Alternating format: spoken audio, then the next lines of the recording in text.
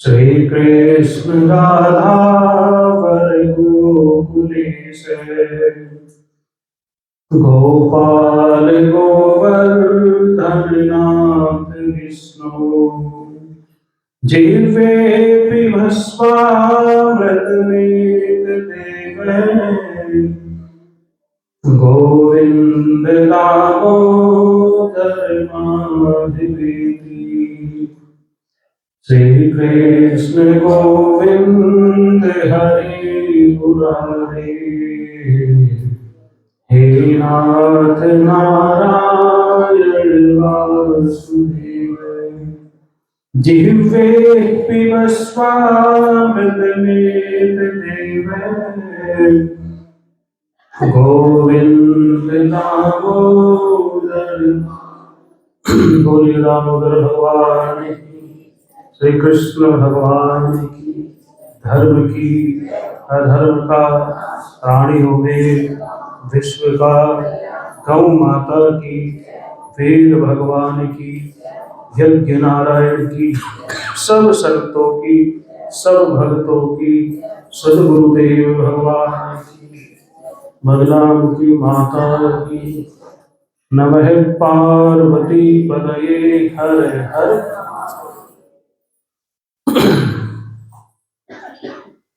कल आप सबने कर चतुर्थी का व्रत रखा। भगवान श्री गणपति जी महाराज का अत्यंत प्रिय यह व्रत है। चंद्रमा को अर्घ देकर के इस व्रत का पालन होता है। धर्म ग्रंथों में जहां स्त्रियों के कर्तव्य के विषय में वर्णन आता है, स्त्री के लिए कहा गया है कि पति ही उसका देवता है। भौतिकवादी लोगों को इस बात से बड़ी शिकायत रहती है कि सारे व्रत स्त्रियों के लिए ही क्यों हैं, सारे कर्तव्य स्त्रियों के लिए ही क्यों हैं, पुरुषों को ऐसा निर्देश क्यों नहीं दिया गया है। तो इस प्रकार के जो विचार उत्पन्न होते हैं वो अज्ञानता के कारण उत्पन्न होते हैं। जिन लोगों ने धर्म ग्रंथों का सही से अध्ययन किया है वो ये प्रश्न नहीं उठाते, क्योंकि वो जानते हैं सनातन धर्म किसी के साथ भेदभाव नहीं करता। यहाँ फल के बंटवारे में कोई भेदभाव नहीं होता। हाँ, सबके कर्तव्य और सबके अधिकार अलग अलग हैं, लेकिन जब फल देने की बात आती है तब कोई भेदभाव नहीं होता है। यहाँ एक कथा आती है पद्म पुराण के अंतर्गत कार्तिक महात्म्य के 11वें अध्याय में। इस कथा को स्मरण रखना चाहिए, क्योंकि यह कथा अनेक प्रश्नों का उत्तर है। ब्रह्मा जी ने, यहाँ एक संवाद हो रहा है नारद जी और पृथु जी का, और एक संवाद हो रहा है ब्रह्मा जी का और नारद जी का। नारद जी राजा पृथु को कथा सुना रहे हैं और नारद जी के पूछने पर ब्रह्मा जी श्री नारद जी को कथा सुना रहे हैं। नारद जी ने पूछा कि हमारे धर्म शास्त्रों में, हमारे सनातन व्यवस्था में 4 आश्रमों का वर्णन है। पहला ब्रह्मचर्य, दूसरा गृहस्थ, तीसरा वानप्रस्थ और चौथा संन्यास। उन चारों आश्रमों की महिमा धर्मशास्त्रों में वर्णित है। जीवन के वर्षों को 4 भागों में बांट करके अपने जीवन को उसके अनुसार जीना।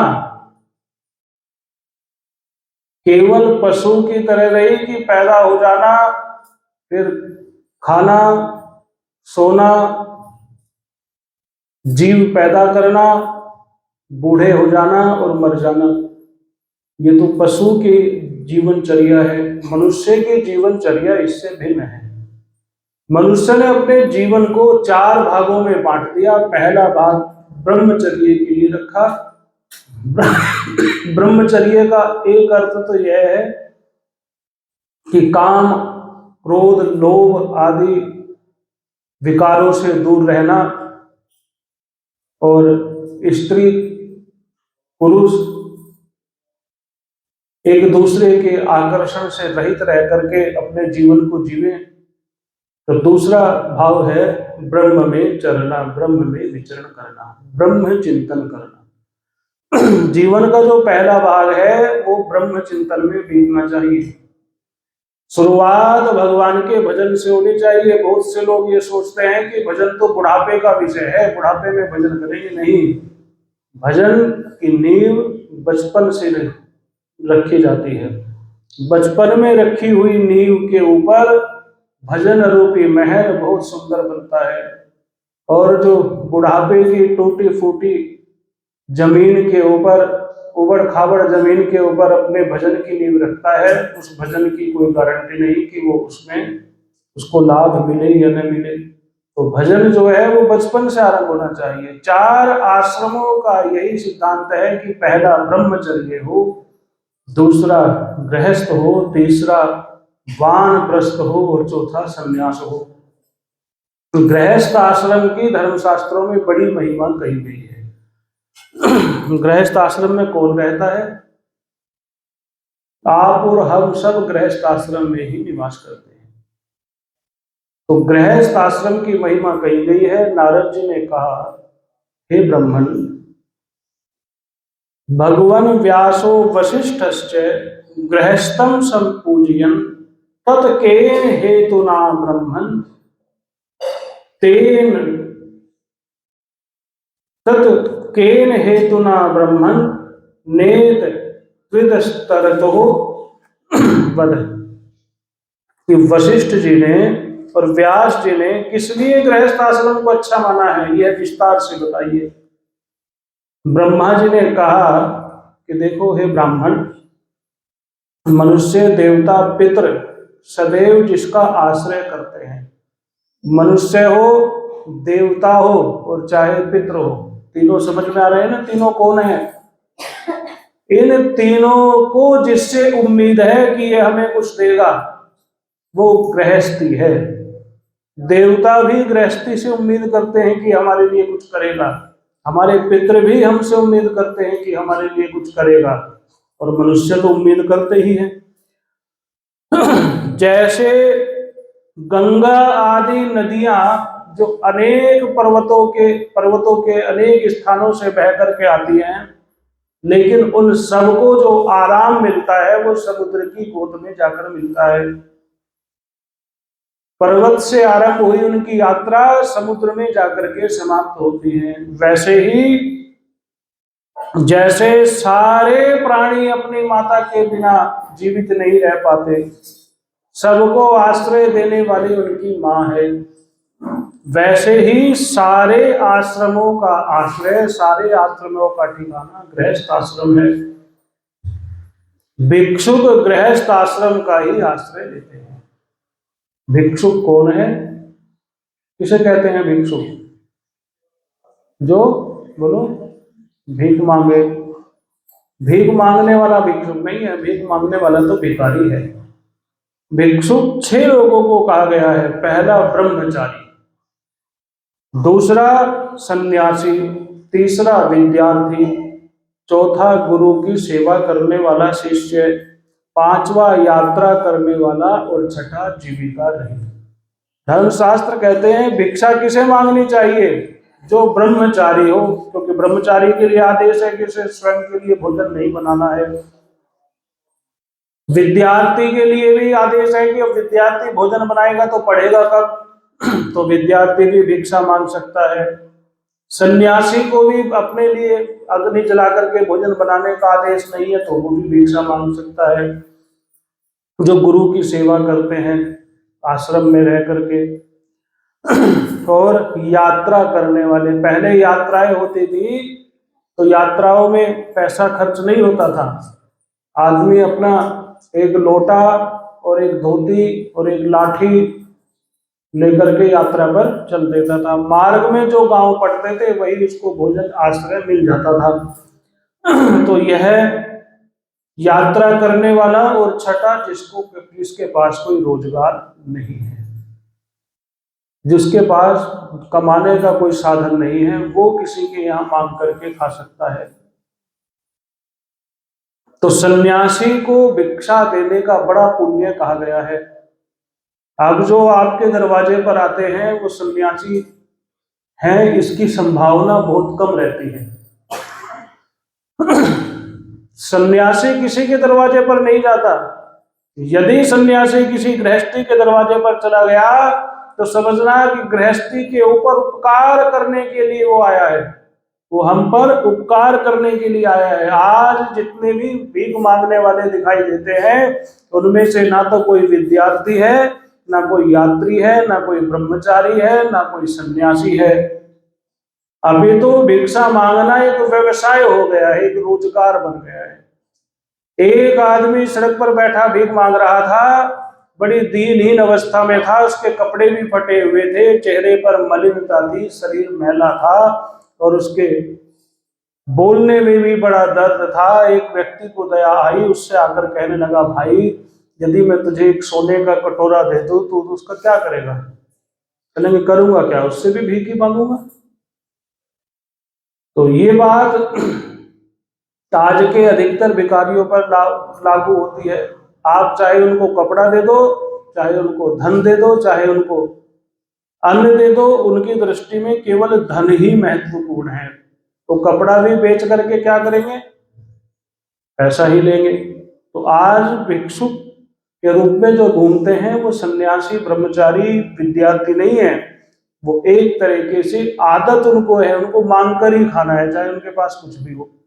और कभी कभी तो ऐसा देखने में आता है कि मांगने वाले के अकाउंट में इतने रुपए होते हैं जितने देने वाले के खाते में भी नहीं होते, लेकिन क्योंकि उसको खाना ही मांग करके है, उसको कमाने की आदत छूट गई है, इसलिए वो मांगेगा ही, रोज मांगेगा।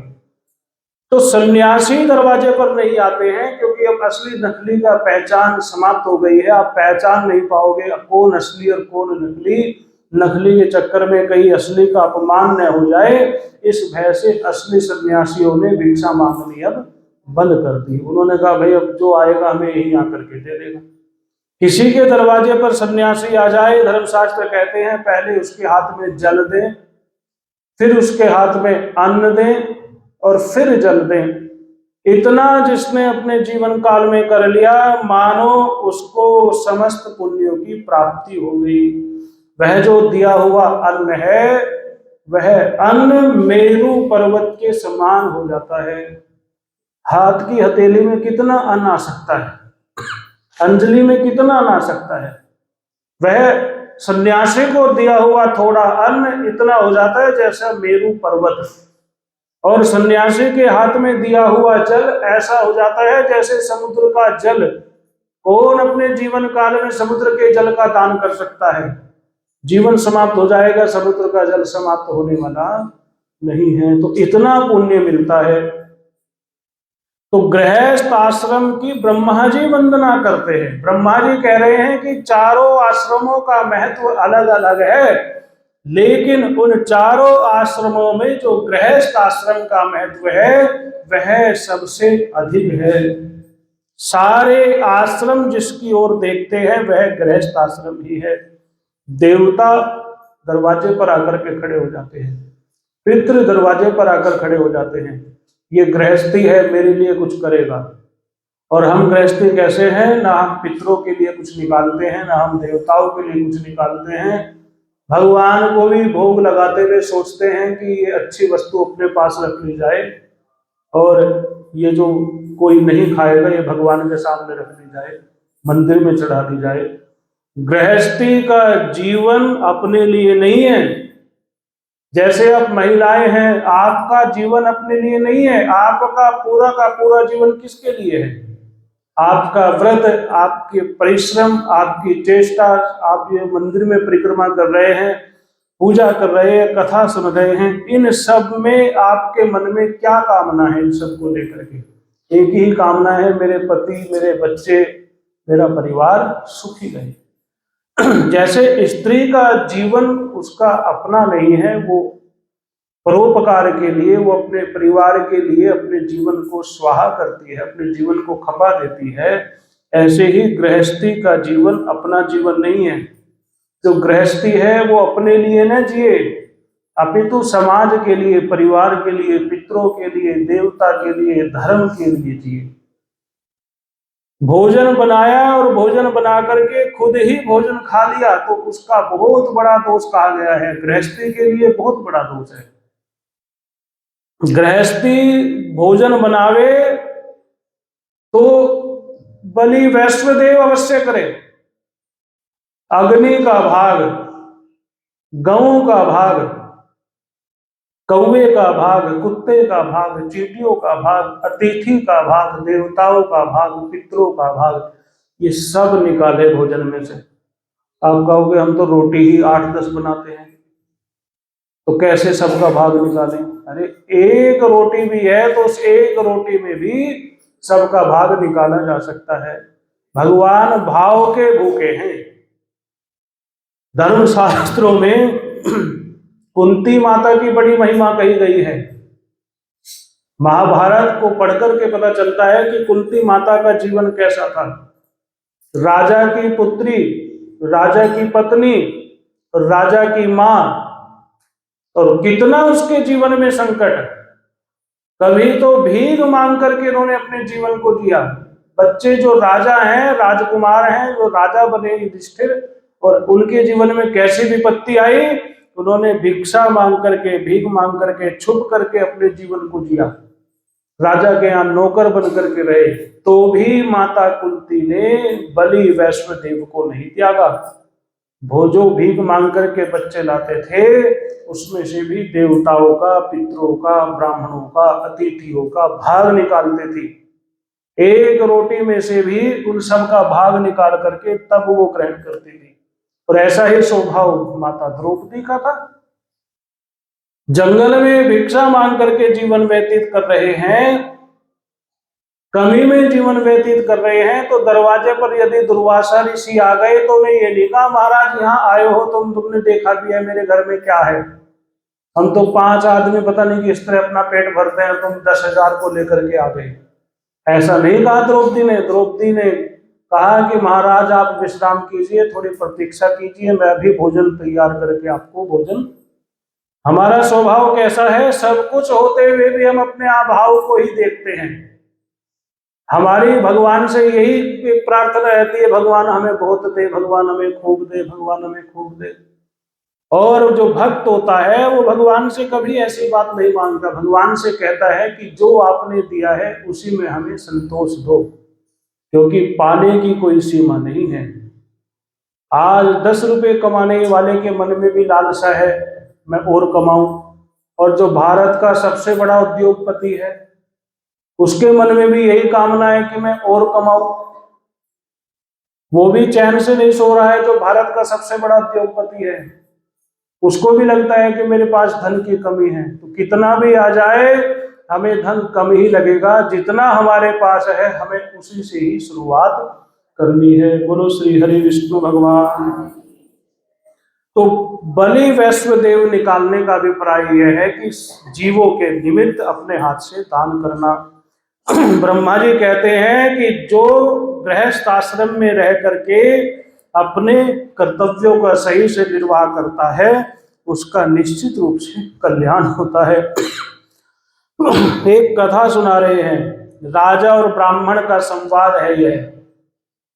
राजा और ब्राह्मण में एक बार संवाद हुआ। उत्तानपाद एक राजा हुए, उनकी कथा भागवत जी में आती है। उत्तानपाद के 2 पुत्र थे, एक ध्रुव जी और एक उत्तम जी। तो यह उत्तम की कथा है। उत्तम नाम के जो राजा थे उन्होंने बहुला नाम की स्त्री से विवाह किया, और राजा और वह रानी इंद्र और सची की तरह रहते थे, इतना वैभव उनके पास था। दोनों में बड़ा प्रेम था, न राजा रानी की बात को टालते थे, न रानी राजा की आज्ञा का उल्लंघन करती थी, दोनों बड़े प्रेम से रहते थे। एक बार राजा के महल में नगर वधुएं वेश्याएं नृत्य कर रही थी, नाच रही थी। राजा के हाथ में मधु का प्याला था। मधु का प्याला राजा के हाथ में था और राजा रानी के साथ बैठ करके उन वेश्याओं का नृत्य देख रहे थे। राजा ने नृत्य में खोकर के न जाने क्या सूझी, और वो जो राजा के हाथ में मधु का प्याला था उसे आप शराब भी मान सकते हैं, लेकिन मदिरा अलग होती है, मधु अलग होता है। समझने के लिए आप समझ लो कि राजा ने मधुपान करते हुए, नृत्य देखते हुए, वो जो अपना प्याला था वो रानी की तरफ बढ़ा दिया प्रेम से, लो तुम भी पियो। सनातन धर्म में पुरुष के लिए भी मदिरापान आदि निषेध कहा गया है, महिलाओं के लिए तो पाप से भी महापाप है। तो रानी ने अनादर पूर्वक उनके हाथ को ऐसे हटा दिया। राजा ने किया उसमें रानी की तरफ, रानी ने हाथ से उसको हटा दिया, तो राजा को ये बात बुरी लग गई। राजा ने कहा तुमने मेरी आज्ञा का उल्लंघन किया, जाओ तुम्हें मैं देश निकाला दे देता हूं। राजा ने बिना अपराध के ही रानी को देश निकाला दे दिया और मंत्री को कहा कि अभी रथ पे बिठाओ और इसे नगर के बाहर छोड़ के आओ। आज की बात होती तो मुकदमा हो जाता, राजा जेल में जाता, लेकिन वो सतयुग की बात है। उस समय महिलाएं ऐसी नहीं होती थी, पति के अपराधी होने पर भी उस पर क्रोध नहीं करती थी। रानी ने कुछ नहीं कहा, राजा की आज्ञा का पालन करते हुए नगर से बाहर चली गई। अब राजा ने रानी को देश निकाला तो दे दिया, प्रेम तो करता था, तो इस बात का राजा को बड़ा दुख हुआ। क्षत्रियों में एक गुण होता है, वो अपनी बात को छोटी नहीं रखते, भले कितनी भी। तो क्षत्रिय गुण होने के कारण राजा ने रानी को वापस तो नहीं बुलाया, लेकिन रानी के वियोग में राजा रहने लगा। राजा ने दूसरा विवाह भी नहीं किया और रानी के बिना ही राजा उस नगर में निवास करने लगा। कुछ समय बीता तो एक ब्राह्मण आया। दुखित ब्राह्मण ने राजा से कहा, राजन आप हमारे से टैक्स लेते हो, कर लेते हो, और जो राजा कर लेता है, जो राजा टैक्स लेता है, उसका कर्तव्य है प्रजा की रक्षा करना, प्रजा का पालन करना। जो राजा केवल कर लेता है और प्रजा की सुविधाओं पर ध्यान नहीं देता, अपनी प्रजा की रक्षा और अपनी प्रजा का पालन नहीं करता, वो राजा नरक में जाता है। ऐसा ब्राह्मण ने कहा। राजा ने कहा, भाई क्या बात है, आप अपना दुख बताओ, क्या संकट है आप पे। ब्राह्मण ने कहा कि हम तो एक भवन में अपने घर में सो रहे थे, रात्रि में कोई राक्षस आया और हमारी पत्नी को हर करके ले गया। जब हमारी आंख खुली तो हमारी पत्नी वहां नहीं थी। तो आप राजा हो, ये आपकी जिम्मेदारी है, हमारी पत्नी को कहीं से भी ढूंढ करके लाओ। राजा ने कहा, अच्छा चलो बताओ आपकी पत्नी कैसी थी। तो ब्राह्मण कहने लगा कि मेरी पत्नी काले रंग की थी और बहुत लंबी थी, दुबली पतली थी, गाल उसके अंदर को धसे हुए थे, आंखें उसकी अंदर को थी, दांत उसके बाहर को थे, बाल उसके बिखरे हुए रहते थे, और जब बोलती थी तो उसकी वाणी बड़ी कर्कश थी। एक तरफ तो राजा की रानी जिसपे सारे गुण थे, एक तरफ उस ब्राह्मण की पत्नी जिसका ना रूप अच्छा था ना जिसमें गुण अच्छे थे। राजा ने कहा, अरे भाई ऐसी पत्नी को रख करके क्या करेगा जिसमें कोई गुण नहीं है, ना वो वाणी से मधुर है, ना रूपवान है, ना गुणवान है।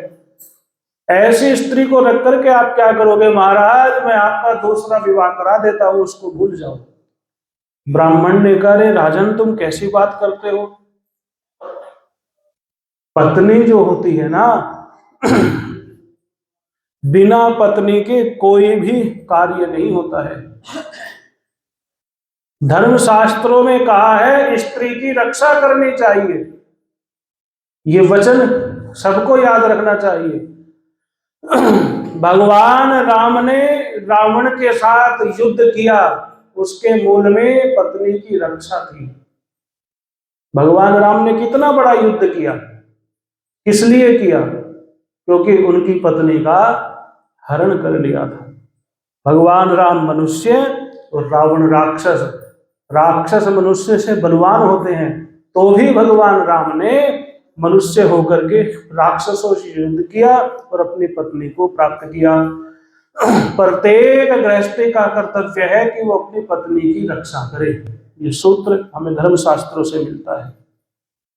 क्योंकि जिस स्त्री से संतान उत्पन्न होती है, जिस स्त्री से वंश चलता है, तो उसकी रक्षा करने से अपनी ही रक्षा होती है। अपनी पत्नी की रक्षा करना ऐसा है जैसे हम अपनी रक्षा करते हैं। यदि अपनी पत्नी की हम रक्षा न कर पाए तो हमारा धर्म लुप्त हो जाएगा। आज भी देखने में आता है, जितना धर्म पालन आप महिलाएं करती हैं, उतना धर्म पालन और कोई नहीं करता। पुरुष धर्म पालन में बहुत पीछे हैं, आप महिलाएं धर्म पालन में बहुत आगे हैं। धर्म का पालन और धर्म का रक्षण स्त्री के बिना हो नहीं सकता। जिसके घर में पत्नी धार्मिक स्वभाव वाली है, उसके घर में सत्यनारायण की कथा होती है, उसके घर में हवन होता है, उसके घर में यज्ञ होता है, उसके घर में पितरों की पूजा होती है, उसके घर में देवताओं की पूजा होती है। ये सब पूजा तभी तक संभव है जब तक घर में धर्मात्मा पत्नी है। हमें अपने पर गर्व नहीं करना चाहिए कि हम ऐसी पूजा कर रहे हैं। यदि हम एक माला भी जप रहे हैं तो उसके मूल में हमारी धर्मपत्नी का योगदान है। यदि धर्मपत्नी अपने पे आ जाए, माला छोड़ो, सांस लेना भी भारी हो जाए। आप तो सब महिलाएं हैं, माताएं, आप सब जानती हैं। तो कहा कि धर्म की हानि होती है पत्नी के बिना, और पत्नी ऐसा नहीं कि रोज बदल ली जाए। जैसे माता पिता जीवन में एक बार मिलते हैं, ऐसे ही पत्नी बार बार नहीं मिलती। हमारी पति, आपका पति, आपकी पत्नी आपके पुण्यों के आधार पर आपको मिलती है। जिसके जैसे पुण्य होते हैं उसको वैसा जीवन साथी मिलता है। तो भगवान की प्रेरणा से ब्राह्मण ने कहा, नहीं नहीं, मुझे तो वही स्त्री चाहिए, तो कुरूपा हो चाहे सुरूपा हो, उसने मेरा वंश चलाया है, उसने मुझे संतान दी है, उसने मुझे धर्म कर्म में सहयोग किया है, तो मुझे तो वही पत्नी चाहिए। राजन, आप उसी को ढूंढ के लाओ। अब राजा उस पत्नी को, उस ब्राह्मण की पत्नी को ढूंढने के लिए वन में गए। वन वन खोजते रहे, वो ब्राह्मणी नहीं मिली। तो राजा ने घने जंगल में एक आश्रम देखा। आश्रम में एक ऋषि बैठे थे। उन ऋषि को देख करके राजा ने सोचा इनसे पूछा जाए। तो उन ऋषि के पास आकर के राजा ने प्रणाम किया। तो राजा को देख करके ऋषि ने कहा, अरे दूर से बात करो, मेरे पास मत आओ। राजा ने कहा, महाराज आप नहीं जानते हम राजा हैं। राजा सम्मान का अधिकारी होता है, राजा का सम्मान सबको करना चाहिए। राजा अर्घ का अधिकारी होता है।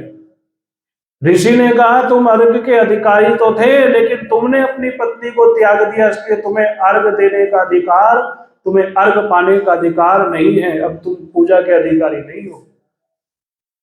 हमने अपने जीवन काल में देखा है कि जो पुरुष होता है वो पूजा पाठ भी तभी तक करा सकता है जब तक उसकी पत्नी जीवित है या उसकी पत्नी उसके साथ है। पत्नी के बिना तो पूजा भी नहीं लगती। इससे बड़ा उदाहरण क्या होगा कि भगवान राम को भी जब यज्ञ करने की आवश्यकता हुई तो वहां ऋषियों ने कहा कि आप अकेले यज्ञ नहीं कर सकते, क्योंकि आपकी पत्नी आपके साथ नहीं है। तो बिना पत्नी के तो यज्ञ पूजा पाठ भी नहीं हो सकता। ऋषि ने कहा, तुम पूजा पाने के अधिकारी नहीं रहे, क्योंकि तुमने अपनी पत्नी को त्याग दिया है। राजा को ये बात बहुत बुरी लगी। राजा ने विचार किया, ऋषि ने कितनी बड़ी बात मुझे कह दी, मुझे पूजा से वंचित कर दिया। राजा ने कहा, महाराज मैं ब्राह्मण की पत्नी को खोजने आया हूँ, मुझे उनके विषय में बताइए, मैं आपसे निवेदन करता हूँ। अनुनय विनय की तो ऋषि ने कहा कि घने जंगलों के बीच में उस ब्राह्मणी को मैंने देखा था, तुम वहीं जाओ। तो वहां राजा गया तो वहां घने जंगलों के बीच में वह ब्राह्मणी उन्हें दिखाई दी। जैसा उस ब्राह्मण ने स्वरूप कहा था वैसा ही उस ब्राह्मणी का स्वरूप था। वो जंगल में बैठ करके कंदमूल फल खा रही थी। जंगल में बैठ करके क्या कर रही थी? अब देखो, सीता जी ने अन्न जल त्याग दिया राम जी के बिना। लंका में जल तक नहीं पिया सीता जी ने जब तक लंका में रही। और वो ब्राह्मणी कैसी थी? जंगल में बैठी थी पेड़ के नीचे और फल खा रही थी, अपने आप हमें भी ढूंढते हुए। तो राजा ने देखा यही वो ब्राह्मणी है। पत्नी पति के बिना कैसी हो जाती है, वो खूब आनंद से थी जंगल में। राजा ने कहा, अरे ब्राह्मणी, तुम यहाँ अपनी मर्जी से आई हो या तुम्हें कोई लाया है, पहले तो ये बताओ। और मुझे तुम्हारे पति ने ही तुम्हें खोजने के लिए भेजा है। ब्राह्मणी ने कहा, मुझे तो एक राक्षस हर करके लाया था और उस राक्षस ने मुझे छुआ भी नहीं, मेरे साथ कोई दुर्व्यवहार भी नहीं किया, लेकिन वो मुझे वापस भी नहीं जाने देता। राजा ने कहा, वो राक्षस कहाँ है? राक्षस के पास जाकर के राजा ने कहा, रे तू ब्राह्मणी को हर करके लाया, तुझे मेरा भय नहीं था? क्यों उसको हर करके लाया? राक्षस ने कहा, मेरे महल में इतनी सुंदर सुंदर स्त्रियां हैं, मैं उस ब्राह्मणी का क्या करूंगा? लेकिन वो जो ब्राह्मण है वो जब यज्ञ में जाता था तो उसकी जिम्मेदारी थी यज्ञ में कोई राक्षस विघ्न न डाल दे। ब्राह्मणों का कर्तव्य होता है, मंत्रों के द्वारा यज्ञ की रक्षा की जाती है। वो ब्राह्मण हमें यज्ञ में घुसने नहीं देता था, तो मेरे उससे ये दुश्मनी थी। राक्षस यज्ञ में विघ्न उत्पन्न करते हैं, तो हमें विघ्न पैदा नहीं करने देता था। अब हम जानते हैं कि बिना पत्नी के वो पूजा पाठ कर नहीं पाएगा, इसलिए हमने उसकी पत्नी का ही हरण कर लिया और अब हम उसको वापस नहीं लौटाएंगे। राजा ने कहा, नहीं लौटाओगे तो हम तुम्हें मार डालेंगे। राजा के पराक्रम को देख करके वह राक्षस डर गया। राक्षस ने कहा, राजन हमें क्षमा करो और आप ब्राह्मण की पत्नी को ले जाओ।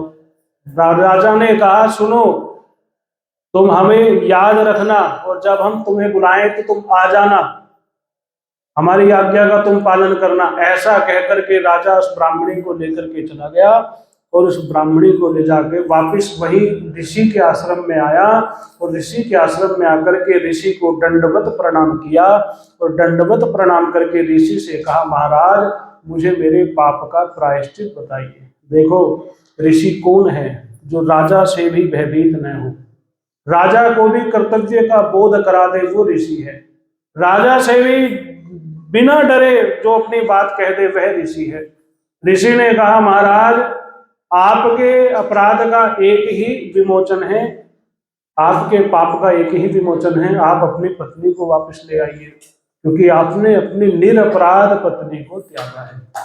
पुरुषों के लिए अपनी पत्नी को त्यागना बहुत बड़ा पाप माना गया है, स्त्रियों के लिए अपने पति को त्यागना बहुत बड़ा अपराध माना गया है। अब तो पत्नी को ऐसे त्याग देते हैं जैसे रोज कपड़े बदलते हो, ऐसी महिलाओं का स्वभाव हो गया है। थोड़ी सी कमी देखी और घर जाकर के बता दिया मैं तो वहां रहूंगी नहीं। अरे पति को त्यागना भी बहुत बड़ा दोष है, पत्नी को त्यागना भी बहुत बड़ा दोष है। किन परिस्थिति में पति को त्यागा जा सकता है? यदि पति पतित हो तो उसको त्याग देना चाहिए, पत्नी व्यभिचारिणी हो तो उसको त्याग देना चाहिए, पति पतित न हो और पत्नी व्यभिचारिणी न हो तो वो कभी त्यागने योग्य नहीं है। ब्राह्मण ऋषि ने कहा कि तुम्हारी पत्नी को एक नाग हर करके ले गया है, जो नाग लोक में उसको लेकर के गया है, तुम जाओ और अपनी पत्नी को प्राप्त करो। राजा ने कहा ठीक है। और वह राजा अपने नगर में गया। पहले तो उसने अपनी उन ब्राह्मण को उनकी पत्नी प्रदान की और ब्राह्मण को पत्नी प्रदान करके राजा ने उस राक्षस का स्मरण किया। उस राक्षस को बुला करके कहा कि देखो, मेरी जो पत्नी है उसको एक नाग हर करके पाताल लोक में लेकर के गया है। मुझ में तो पाताल लोक में जाने का सामर्थ्य नहीं है, तुम जा सकते हो, तुम जाओ पाताल लोक में और मेरी पत्नी को वापस लेकर के आओ। तो राजा की आज्ञा का पालन करते वह राक्षस पाताल लोक में गया और उन राजा की पत्नी को पाताल लोक से वापस ले आया और राजा को सौंप दिया। राजा के पास उनकी धर्म पत्नी आ गई तो राजा ने अपनी भूल के लिए क्षमा मांगी और फिर पति पत्नी का प्रेम पूर्ववत हो गया। तो यह कथा हमें शिक्षा दिखाती है कि पति को भी अपने पति का पत्नी का पूरा सम्मान पूरा ध्यान रखना चाहिए। बोलो श्री हरि विष्णु भगवान की, लक्ष्मी नारायण भगवान की। आइए भगवान की आरती करें। चंद्रमा मनसो जात चक्षुः सूर्यो अजायते श्रोताद् वायुश्च प्राणश्च मुखादग्निरजायते।